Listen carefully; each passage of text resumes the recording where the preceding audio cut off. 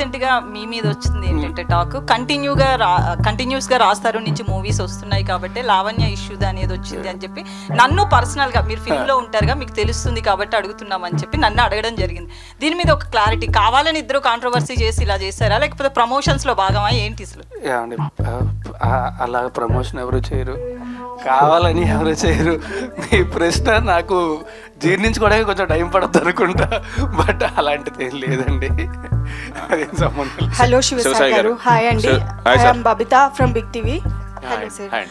Sir ఇంతకు ముందు promotions గురించి టాపిక్ వచ్చింది కాబట్టి అడుగుతున్నాను. లాస్ట్ టైం ఒక అమ్మాయితో ప్రమోషన్స్ చేయించారు. సో ఈజ్ దట్ అంటే ఇప్పుడున్న సిచ్యువేషన్స్లో రాజ్ తరుణ్ గారు ఉన్న సిచ్యువేషన్స్లో అట్లాంటి ప్రమోషన్ ఈజ్ దట్ నెసెసరీ అనిపించిందా? Is Raj Tarun is aware of that? No అండి, తనకు తెలియకుండానే చేసిందండి.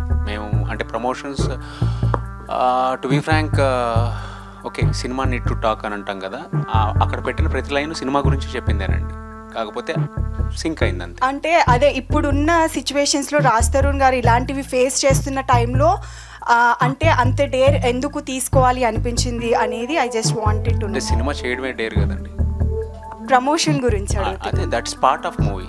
సినిమా చేయడమే అంత పెద్ద డేరింగ్, సినిమా చేస్తున్నాం అనేది dare step, promotion is a part of సినిమా కదా. So I don't feel like that's a daring moment, one of the strategy అంతే. ఓకే, రాజ్ తరుణ్ గారు మీరు ఆ ప్రమోషన్ వీడియో చూసారా? నేను చూడలేదు. లేదు.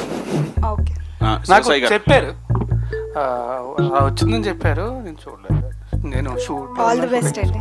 థ్యాంక్ యూ వెరీ మచ్ అండి. డైరెక్టర్ గారు